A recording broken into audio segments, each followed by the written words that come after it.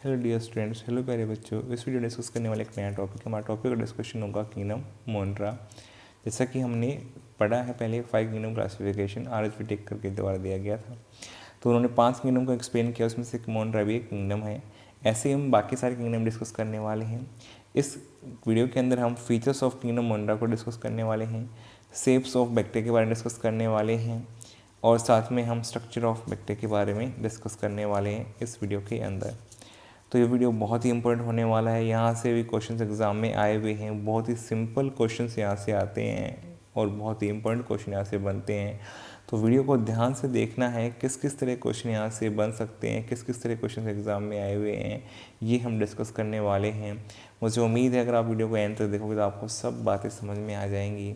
My name is Deepak Lathar, I am going to explain all this in video now. Video को शुरू करते हैं। देखो बेटा, हमारा टॉपिक और डिस्कशन क्या है, किंगडम मोन्ट्रा।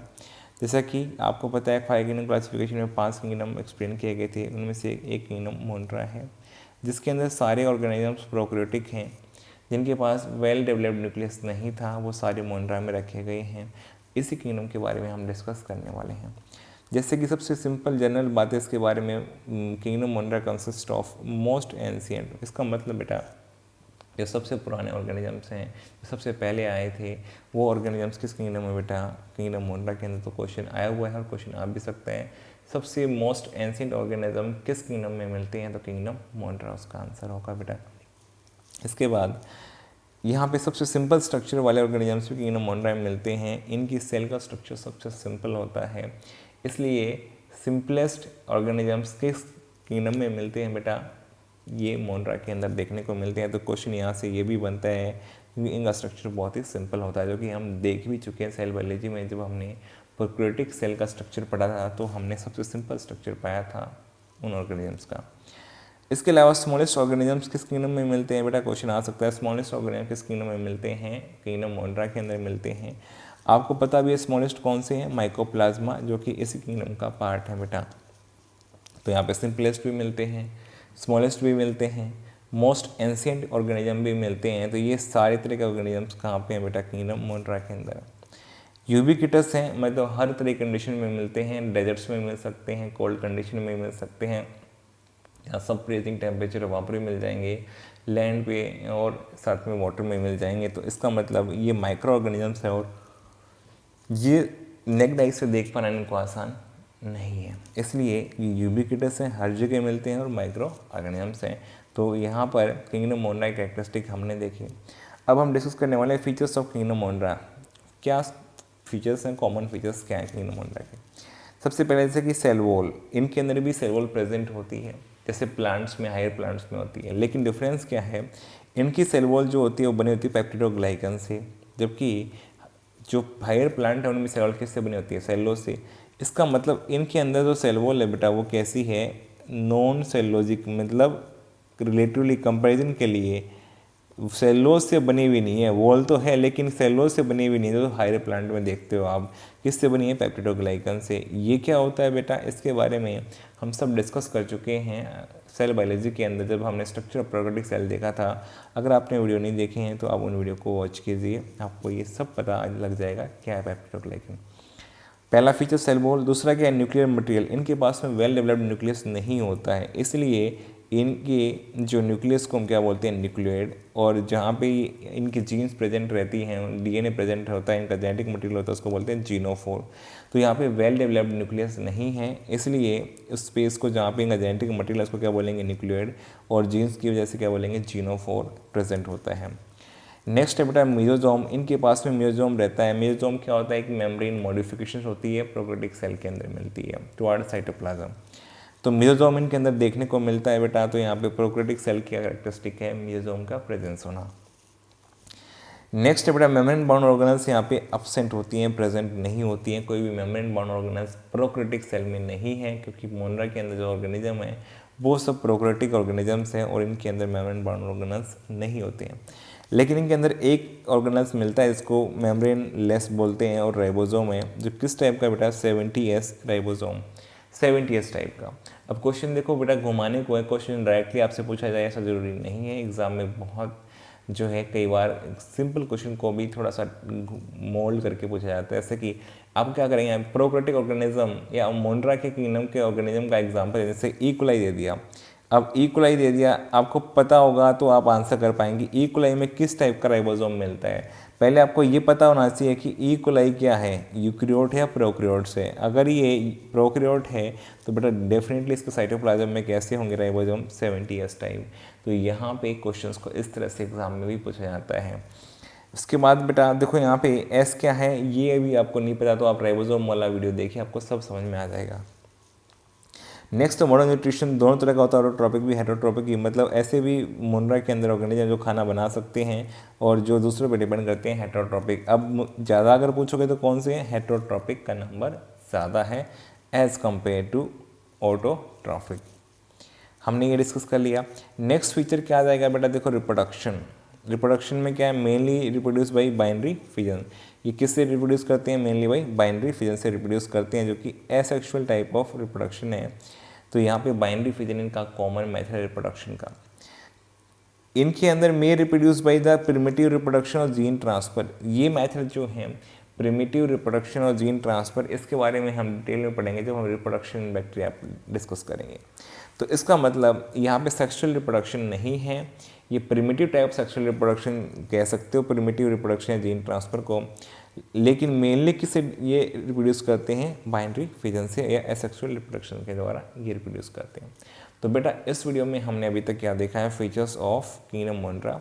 पहला क्या है, सेल वॉल के बारे में, किससे बनी है, पेप्टिडोग्लाइकेन। दूसरा हमने क्या देखा, न्यूक्लियर मटेरियल कैसा है, न्यूक्लियर एजिनोफोर, मतलब वेल डेवलप्ड न्यूक्लियस नहीं है। मेसोसोम प्रेजेंट होते हैं, मेम्ब्रेन बाउंड ऑर्गेनल्स एब्सेंट रहते हैं, राइबोसोम 70S टाइप होते हैं। मॉडर्न न्यूट्रिशन बहुत है, ऑटोट्रॉपिक हेटेरोट्रॉपिक। रिप्रोडक्शन किससे रिप्रोड्यूस करते हैं, बाई बाइनरी फिजन। ये हमारा अभी तक का डिस्कशन रहा। अब मुझे उम्मीद है आपको समझ में आ गया होगा। हम आगे चलते हैं। नेक्स्ट हमारा क्या, शेप ऑफ बैक्टीरिया के बारे में डिस्कस करते हैं। देखो जो शेप ऑफ बैक्टीरिया है बेटा, ये डिफरेंट शेप्स में मिल सकते हैं बैक्टीरिया या मोनरा के ऑर्गेनिजम्स, जैसे कि स्पेरिकल शेप, रोड लाइक हो सकते हैं बेटा, कोमा शेप हो सकते हैं बेटा, स्पाइरल हो सकते हैं। ये कॉमन शेप हैं जिसमें से ये ज़्यादा देखे जाते हैं। अब इनकी इंपॉर्टेंस क्या है ये हम समझने वाले से। स्पेरिकल शेप होगा तो वर्ड का यूज़ करते हैं कॉकस, प्लूरल क्या जाएगा, कॉक्साई। ये सारी शेप देखो यहाँ दिखाए हुए हैं एनसीईआरटी में, कॉकस दिखाया हुआ है, बेसिलाई दिखाया हुआ है, स्पाइरल दिखाया हुआ है, विब्रियो दिखाया हुआ है। तो ये सारे शेप्स गिवन है बैक्टीरिया के अंदर भी। अब देखो यहाँ पे कोकस का मतलब देखो स्पेरिकल है। अगर एक ही होगा बैक्टीरिया स्पेरिकल होगा तो क्या बोलेंगे, मोनोकोकस। तो यहाँ सफिक्स से पता लग जाएगा किस टाइप का बैक्टीरिया, किस शेप का बैक्टीरिया है।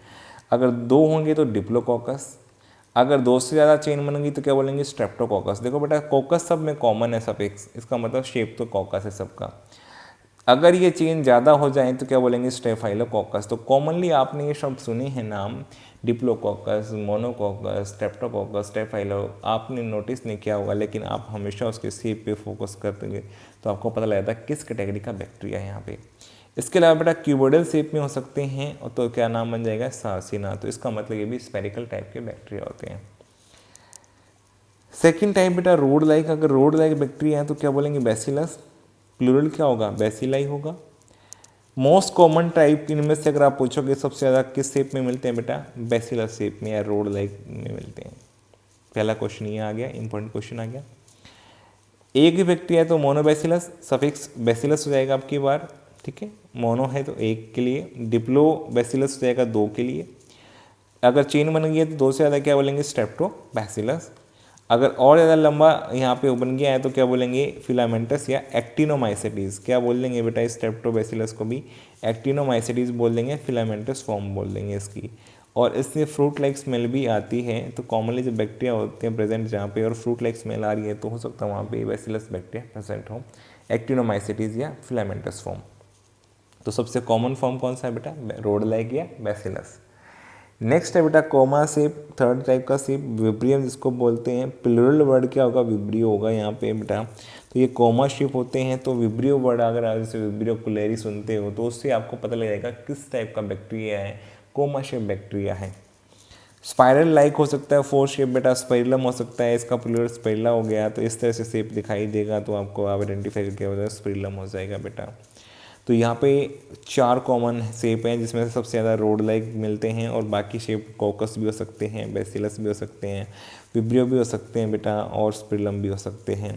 तो ये एनसीईआरटी में भी गिवन है चारों शेप, आप ध्यान से देखेंगे तो आपको ये चारों शेप दिखाई देंगे। तो हो सकता है एग्जाम में ऐसा डायग्राम बना के और आपसे पूछ लिया जाए बताओ ये किस टाइप का शेप है, किस टाइप के शेप को रिप्रेजेंट करता है।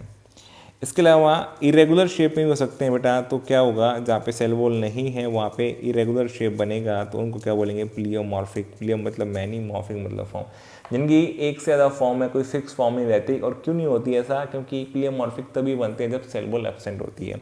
जैसे कि एग्जाम्पल क्या, माइकोप्लाज्मा बेटा, माइकोप्लाज्मा में सेल वॉल एब्सेंट होती है, इसलिए ये प्लियोमॉर्फिक या एक से ज़्यादा फॉर्म में मिलते हैं। तो यहाँ पे क्वेश्चन आ भी चुका है, प्लियोमॉर्फिक बैक्टीरिया ऑर्गेनिज्म का एग्जाम्पल कौन है बेटा, माइकोप्लाज्मा। और क्यों है, अगर एसर्शन रीजन क्वेश्चन बन जाए तो एसर्शन क्या होगा, mycoplasma is a pleomorphic organism. बिल्कुल सही है statement, because cell wall is absent in mycoplasma, ये इसका रीजन होगा, करेक्ट एक्सप्लेनेशन होगा।